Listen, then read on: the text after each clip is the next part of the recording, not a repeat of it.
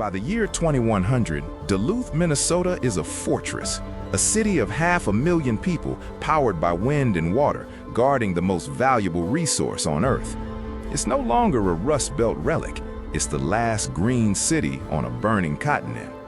But to understand how a quiet port city becomes the center of the new world, we have to go back to when the heat began to rise.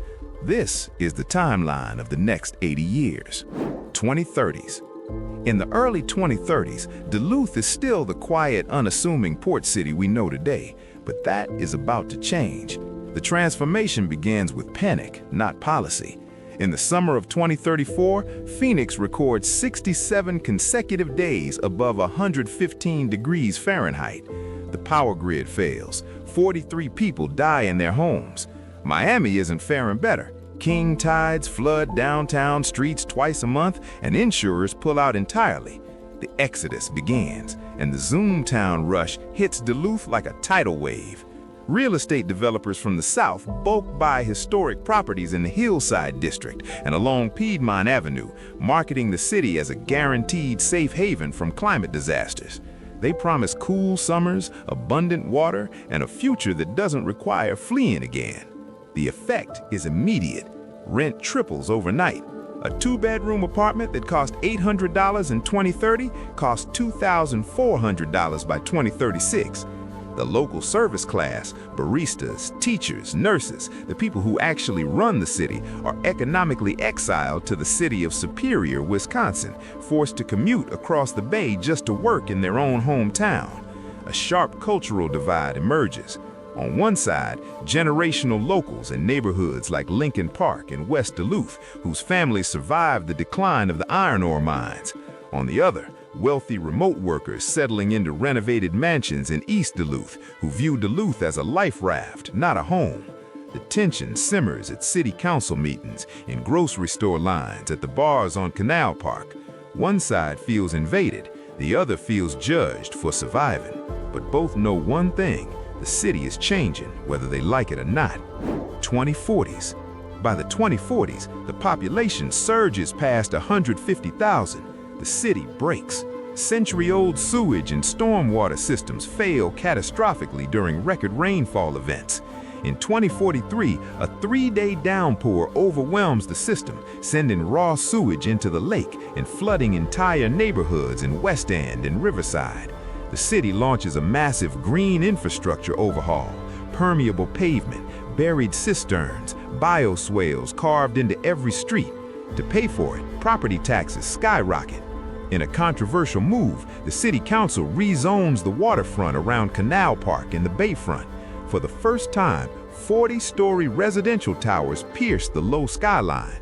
The gritty industrial harbor, once a symbol of decline, is packaged and sold as a luxury commodity. Penthouse units with authentic harbor views sell for $2 million. The visual identity of the Zenith City is changed forever. But the old-timers don't rage, they adapt. A collective of Duluth natives from Morgan Park and Lincoln Park pools their savings and buys a historic grain elevator in the warehouse district before developers can tear it down. They convert it into affordable co-op housing, 100 units with a view of the lake, reserved for local families. It's only a small victory, but it matters. The city may be changing, but it's not erasing itself. In the 50s, the water wars go from theoretical to legal reality. Outside Duluth, the world is getting desperate. The Ogallala Aquifer, the underground reservoir that powers Midwest agriculture, reaches critical failure. Wheat yields collapse, bread prices triple. The Southwest is in its third decade of mega drought. Las Vegas is rationing water to 50 gallons per person per day, and the federal government is out of options. In 2053, Congress proposes the National Water Security Act, a legislative loophole designed to bypass the Great Lakes Compact and pipe Lake Superior water to the arid Southwest. Duluth becomes the headquarters of the Blue Wall Coalition, an alliance of Great Lakes cities that refuses to let the water go. This isn't a shooting war, it's a legal siege. The city halts federal cooperation. The Port Authority refuses to service federally contracted vessels. In 2057, a standoff, a federal convoy of water engineers tries to access the shoreline near Park Point to begin surveying for the pipeline. A crowd of 10,000 Duluthians, locals and newcomers alike, links arms along the waterfront from Canal Park to Brighton Beach. No violence, no arrests, just bodies forming a human wall between the government and the lake. The convoy leaves. The Supreme Court eventually freezes the pipeline project in a landmark 6-3 decision. But the relationship between Duluth and Washington is permanently fractured. The lake is no longer just scenery. It's a heavily guarded asset, and Duluth is its gatekeeper. By the 60s, winter becomes optional. Advances in geothermal heating and material science allow for a massive expansion of the famous Skyway system. It evolves from simple walkways into a multi-layered, climate-controlled second street that connects 80% of downtown buildings from the aerial lift bridge to Spirit Mountain. This eliminates seasonality in the economy. Construction, retail, and dining operate 24/7, 365 days a year, regardless of blizzards. But it creates a literal two-tiered city. The wealthy and the workforce live and move in the temperate upper levels, where it's always 68 degrees. The street level below becomes the domain of automated logistics and delivery drones, braving the elements so humans don't have to. In 2068, a teenager named Kaya walks the lower level through Lincoln Park during a whiteout blizzard, filming the eerie emptiness for her social feed.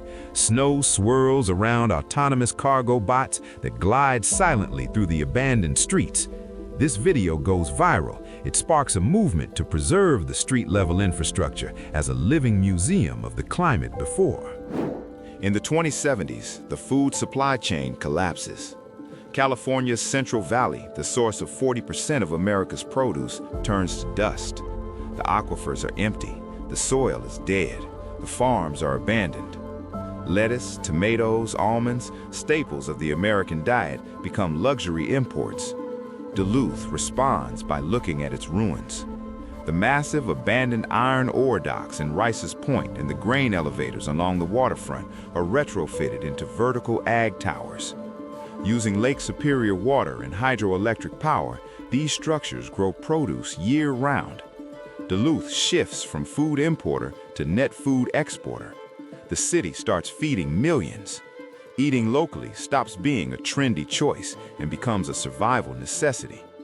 The regional diet shifts heavily to indoor-grown leafy greens, root vegetables, and freshwater fish, a hyper-efficient closed-loop system that makes the city immune to global supply shocks. In 2076, a grandmother in Canal Park teaches her granddaughter how to pickle lake trout using a recipe her own grandmother brought from Finland. Same recipe, she says, different world.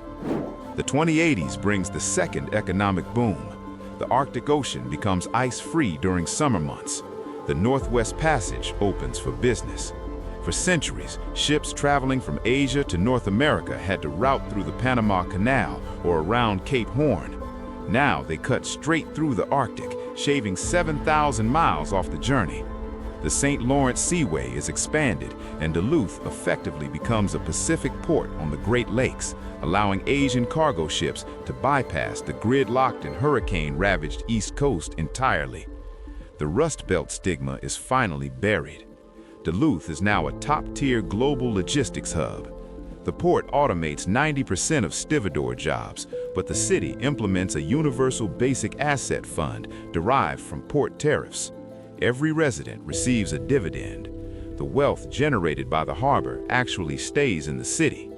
In 2085, a dock worker's son from Spirit Valley receives his first UBA dividend at age 18. It's enough to cover 2 years of community college or a down payment on a co-op apartment.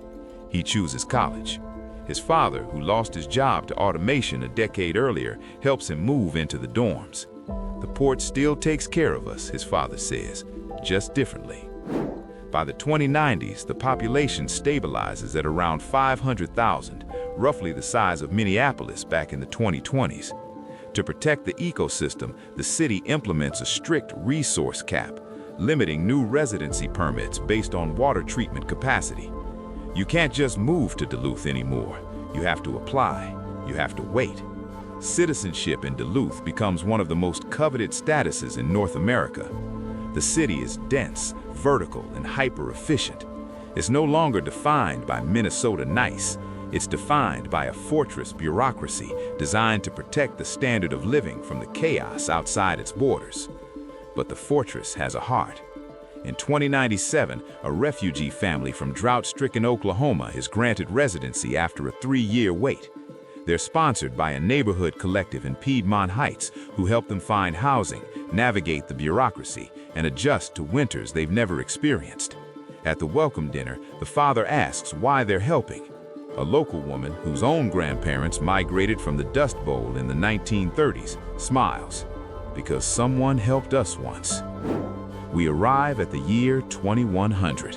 It is the centennial of the climate refuge era. The city is a cluster of triple-glazed towers designed to capture every ounce of heat rising from the shore of a lake that saved a nation. The cultural divide has healed into a new, singular identity. The descendants of the locals and the migrants have merged into Lakers, a people who view themselves as guardians of the water first and Americans second.